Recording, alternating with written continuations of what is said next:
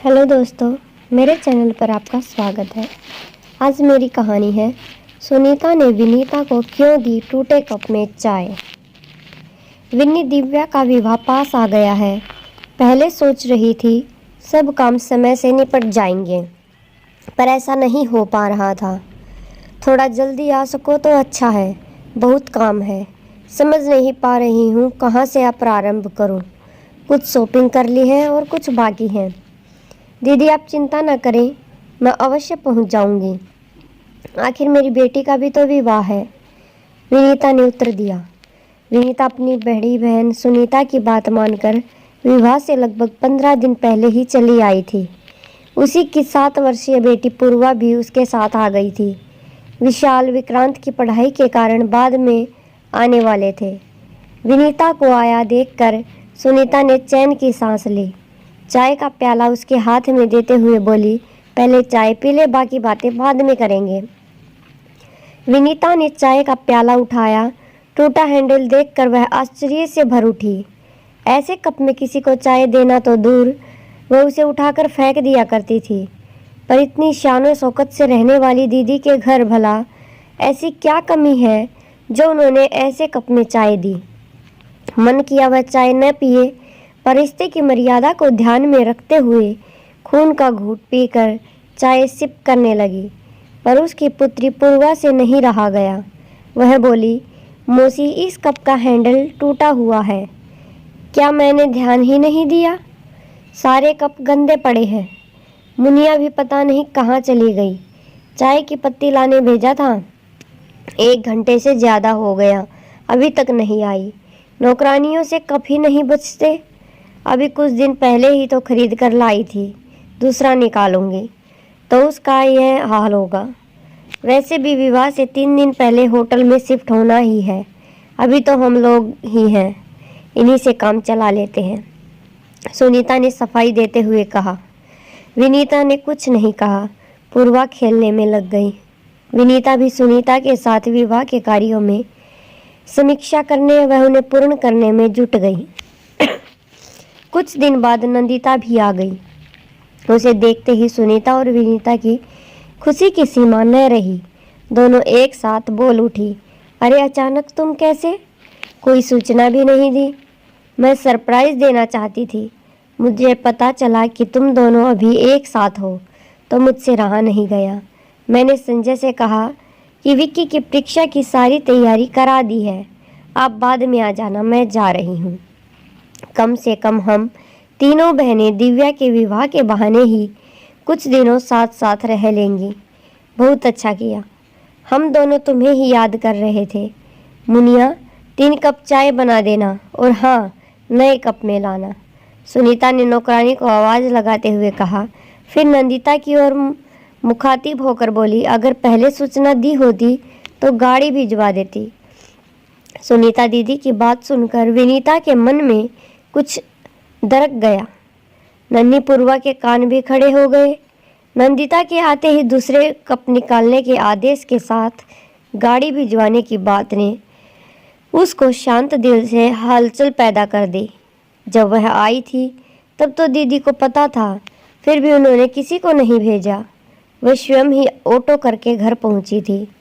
बात साधारण थी, पर विनीता को ऐसा महसूस हो रहा था कि अनचाहे ही सुनीता दीदी ने उसकी हैसियत का एहसास करा दिया।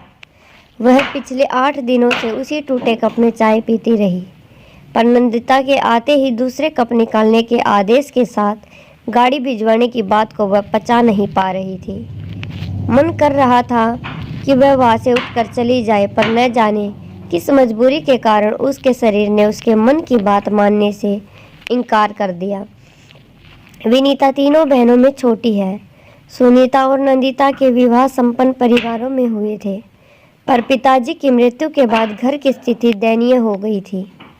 भाई ने अपनी हैसियत के अनुसार घर वर ढूंढा और विवाह कर दिया। यद्यपि विशाल की नौकरी उसके जीजाजी की तुलना में कम थी, संपत्ति भी उनके बराबर नहीं थी, पर वह अत्यंत परिश्रमी, सुलझे हुए और स्वभाव के बहुत अच्छे इंसान हैं। उन्होंने उसे कभी किसी कमी का एहसास नहीं होने दिया था और उसने भी अपने छोटे से घर को इतनी सह-रुचिपूर्ण ढंग से सजा रखा था कि विशाल के सहकर्मी उससे ईर्ष्या करते थे।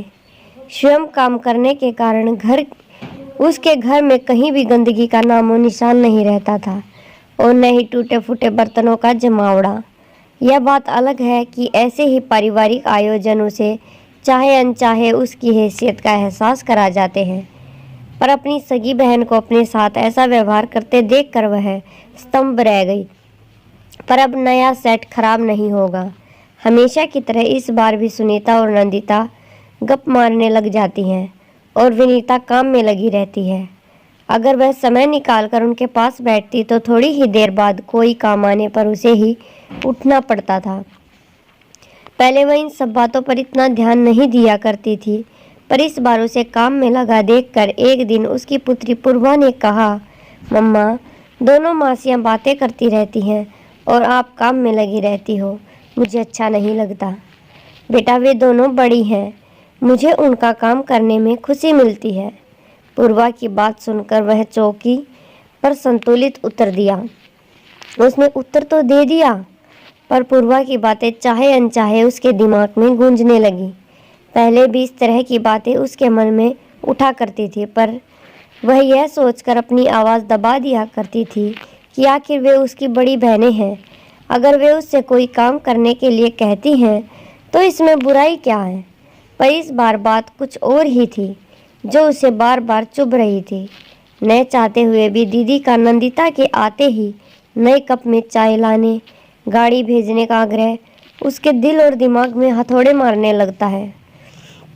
जब जब ऐसा होता है वह यह सोचकर मन को समझाने का प्रयत्न करती है कि हो सकता है वह सब दीदी से अनजाने में हुआ हो, उनका वह गंतव्य न हो जो वह सोच रही है। आखिर वह उनकी छोटी बहन है, वह उसके साथ भेदभाव क्यों करेंगी। सच तो यह है कि दीदी का उस पर अत्यंत ही विश्वास है, तभी तो अपनी सहायता के लिए दीदी ने उसे ही बुलाया। उनका उसके बिना कोई काम नहीं हो पाता है, चाहे वह दुल्हन की ड्रेस पैकिंग हो या बक्से को अरेंज करना हो, चाहे मिठाई के डब्बे रखने की व्यवस्था करनी हो या विवाह के समय काम आने वाली सारी सामग्री की जिम्मेदारी भी उस पर थी। दिव्या भी अक्सर उससे ही आकर सलाह लेते हुए पूछती है, मौसी इस ड्रेस के साथ कौन सी ज्वेलरी पहनूंगी, या ये चूड़ियाँ, पर्स, सैंडल मैच कर रही हैं या नहीं। विवाह की लगभग आधी से अधिक शॉपिंग तो दिव्या ने उसके साथ ही जाकर कर ली थी। वह कहती, मौसी आपका ड्रेसिंग सेंस बहुत अच्छा है, वरना मम्मा और नंदिता मौसी तो भारी भरकम कपड़े, हैवी ज्वेलरी ही पसंद आती है। अब भला मैं उनको पहनकर ऑफिस तो जा नहीं सकती, फिर लेने से क्या फ़ायदा। कहते हैं मन अच्छा न हो तो छोटी से छोटी बात भी बुरी लगने लगती है। शायद यही कारण है कि आजकल वह हर बात का अलग ही अर्थ निकाल रही थी। यह सच है कि दिव्या का निश्चल व्यवहार उसके दिल पर लगे घाव पर मरहम का काम कर रहा था, पर दीदी की टोका टोकी असहनीय होती जा रही थी। उसे लग रहा था कि काम निकालना भी एक कला है, बस थोड़ी सी प्रशंसा कर दो और उसके जैसे बेवकूफ़ बेदाम के गुलाम बन जाते हैं। मन कर रहा था व्यर्थ ही जल्दी आ गई, काम तो सारे होते ही कम से कम यह मानसिक यंत्रणा तो न झेलनी पड़ती। विनीता, जरा इधर आना, सुनीता ने आवाज़ लगाई। देख, यह सेंट नंदिता लाई है दिव्या को देने के लिए। विनीता के आते ही सुनीता ने नंदिता का लाया सेंट उसे दिखाते हुए कहा, बहुत खूबसूरत है। विनीता ने उसे हाथ में लेकर देखते हुए निश्चल मन से कहा, पूरे 2.5 लाख रुपए का है। नंदिता ने दर्प से सबको दिखाते हुए कहा, मौसी आप मेरे लिए क्या लाई हो। वहीं खड़ी दिव्या ने विनीता की तरफ देखकर बच्चों की मनुहार की। नंदिता का यह वाक्य सुनकर विनीता का मन बुझ गया। अपना लाया गिफ्ट उस बहुमूल्य सेट की तुलना में नगण्य लगने लगा, पर दिव्या के आग्रह को वह कैसे ठुकराती। उसने सहकुचाते हुए सूटकेस से अपना लाया उपहार निकाल कर दिखाया। उसका उपहार देखकर दिव्या खुशी से बोली, वाह मौसी, आपका जवाब नहीं, यह पेंडेंट बहुत खूबसूरत है, साथ ही वाइट गोल्ड की चैन। ऐसा ही कुछ तो मैं चाहती थी, इसे तो मैं हमेशा पहन सकती हूँ। दिव्या की बात सुनकर विनीता के चेहरे पर रौनक लौट आई। लाखों के उस डायमंड सेट की जगह हजारों का उपहार दिव्या को पसंद आया। यही उसके लिए बहुत था। विवाह खुशी खुशी संपन्न हो गया और अभी अपने अपने घर चले गए। विनीता भी धीरे धीरे सब भूलने लगी। समय बड़े से बड़े घाव भर देता है। वैसे भी दिव्या के विवाह के बाद मिलना भी नहीं हो पाया। न ही दीदी आई और न ही उसने प्रियतन किया। बस फ़ोन पर ही बातें हो जाया करती थी। समय के साथ विक्की को ITI कानपुर में दाखिला मिल गया और पूर्वा +2 में आ गई। इसके साथ ही वह मेडिकल की तैयारी कर रही थी। समय के साथ विशाल के प्रमोशन होते गए और अब वे मैनेजर बन गया। एक दिन सुनीता दीदी का फ़ोन आया कि तुम्हारे जीजाजी को वहाँ किसी प्रोजेक्ट के सिलसिले में आना है। मैं भी आ रही हूँ। बहुत दिन हो गए तुम सबसे मिले हुए। दीदी पहली बार उसके घर आ रही थी, सो पिछली सारी बातें भूलकर उत्सुकता से विनीता उनके आने का इंतज़ार करने के साथ तैयारियां भी करने लगी। सोने के कमरे को उनके अनुसार सेट कर लिया और दीदी की पसंद की खस्ता कचौड़ी बना ली। रसगुल्ले मंगा लिए। खाने में जीजाजी की पसंद का मलाई कोफ्ता, पनीर भुर्जी भी बना ली। उसने दीदी जीजाजी की खातिरदारी का पूरा इंतजाम कर रखा था, पर न जाने क्यों पूर्वा को उसका इतना उत्साह नहीं हो रहा था। जीजाजी दीदी का ड्रॉप कर यह कहते हुए चले गए, मुझे देर हो रही है। विनीता, मैं निकलता हूँ, आते आते शाम हो जाएगी। तब तक तुम अपनी बहन से खूब बातें कर लेना, बहुत तरस रही थी ये तुमसे मिलने के लिए। शाम को आकर तुम सबसे मिलता हूँ। दीदी ने उसका घर देखकर कहा, छोटे घर को तो तूने भी बहुत से करीने से सजा रखा है। विशेषतः उन्हें पूर्वा का कमरा बहुत पसंद आया। जब तक पूर्वा ने नाश्ता लगा दिया। नाश्ते के बाद पूर्वा चाय ले आई। चाय का कप मौसी को पकड़ाया।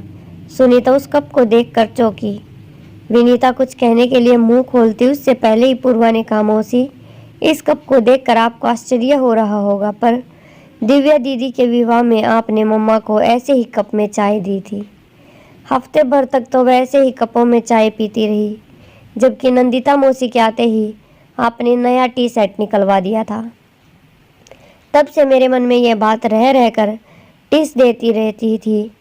वैसे तो टूटे कप हम फेंक दिया करते हैं, पर यह कप मैंने बहुत सहज कर रखा है, उस याद को जीवित रखने के लिए कि कैसे कुछ अमीर लोग अपनी करनी से लोगों को उनकी हैसियत बता देते हैं, चाहे वह उनके अपने ही क्यों न हो। और आज उस अपमान के साथ अपनी बात कहने का अवसर भी मिल गया। सुनीता चुप रह गई। बाद में वह पूर्वा के कमरे में गई और बोली, सॉरी बेटा, आज तूने मुझे आईना ही नहीं दिखाया, सबक भी सिखा दिया है। शायद मैं नासमझ थी। मैं सोच ही नहीं पाई थी कि हमारी हर क्रियाकलाप को बच्चे बहुत ध्यान से देखते हैं और हमारी हर छोटी बड़ी बात का वो अपनी बुद्धि के अनुसार अर्थ भी निकालते हैं। मुझे इस बात का एहसास ही नहीं था कि व्यक्ति चाहे छोटा हो या बड़ा, सब में आत्मसम्मान होता है। बड़े एक बार आत्मसम्मान पर लगी चोट को रिश्तों की परवाह करते हुए भूलने का प्रयत्न कर भी लेते हैं, किंतु बच्चे अपने अपने घर वालों के प्रति होते अन्याय को सहन नहीं कर पाते और अपना आक्रोश किसी न किसी रूप में निकालने की कोशिश करते हैं। पूर्वा, तुमने अपने मन की व्यथा को इतने दिनों तक स्वयं तक सीमित रखा और आज इतने वर्षों बाद अवसर मिलते ही प्रकट भी कर दिया।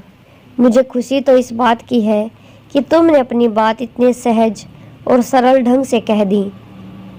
आज तुमने मुझे एहसास करा दिया कि बेटे की उस समय मैंने जो किया गलत था। एक बार फिर से सॉरी बेटा, यह कहकर उन्होंने पूर्वा को गले लगा लिया। जहाँ सुनीता अपने पिछले व्यवहार पर शर्मिंदा थी, वहीं विनीता पूर्वा के कटु वचनों को सुनकर उसे डांटना चाहकर भी नहीं डांट पा रही थी। संतोष था तो सिर्फ इतना कि दीदी ने अपना बड़प्पन दिखाते हुए अपनी गलती मान ली। सच तो यह था कि आज के दिल से भी वर्षों पुराना बोझ उतर गया। आखिर आत्मसम्मान तो हर एक में होता है। उस पर लगी चोट व्यक्ति के दिन का चैन और रात की नींद चुरा लेती है। शायद उसकी पुत्री के साथ भी ऐसा ही हुआ था। आज उसे यह भी एहसास हो गया था कि आज की पीढ़ी अन्याय का उत्तर देना जानती है। साथ ही बड़ों का सम्मान करना भी। अगर ऐसा ना होता तो पूर्वा सॉरी मौसी कहकर उनके कदमों में न झुकती। धन्यवाद दोस्तों। मेरी कहानी आपको कैसी लगी कमेंट में ज़रूर बताना, और अच्छी लगे तो मेरे चैनल को लाइक शेयर सब्सक्राइब ज़रूर करना। ऐसे ही मैं आपके लिए रोचक नई नई कहानियाँ लाती रहूँगी। प्लीज़ सपोर्ट करो।